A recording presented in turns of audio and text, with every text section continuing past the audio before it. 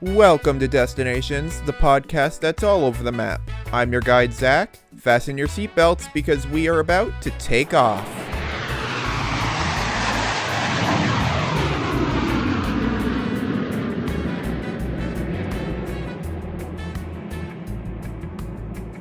Welcome to this episode of Destinations, and on today's episode, we are going to dive into the history of Cuba.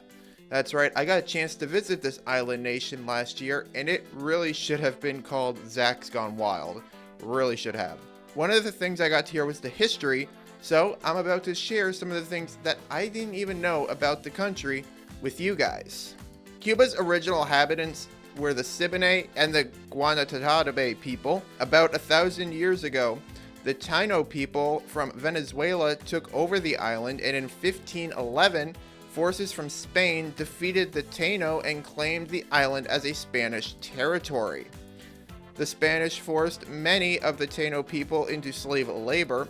Most died from overwork and from disease brought by the Europeans, and hundreds of thousands of African slaves were even brought to Cuba, mainly to plant and harvest sugarcane. American forces helped drive the Spanish out of Cuba in 1898, and by 1902, Cuba had won independence, but the United States had a strong influence over the island. Now, in 1959, communist revolutionaries led by Fidel Castro eventually took control.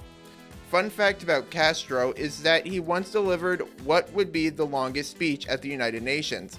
The speech was called "History Will Absolve Me," and Castro would go on to talk for nearly 2.5 hours. The speech outlined his political program and became his manifesto for the 26th of July movement. Now, if there is anything Cuba is known for, it's being a tourist destination. That did not start until the 20th century, particularly from the 1910s to the 1930s, when its relaxed atmosphere and proximity to the US attracted many visitors. And Cuba thrived and was alive in the 1950s as well, though the industry was then dominated by the mafia. Tourism came to a near standstill after the 1959 Cuban Revolution and officially began to recover after the collapse of the Soviet Union that occurred in 1991. After the fall of the Soviet Union in 1991, a new phase of tourism began. The 2010s saw a partial relaxation of U.S. travel restrictions, leading to renewed American interest and a boom in tourism until newer policies were put into place. Like I said earlier, I've been to Cuba, and I would definitely recommend it to anyone who wants to know more. I've been your tour guide, Zach. Join me on the next adventure. This has been Destinations.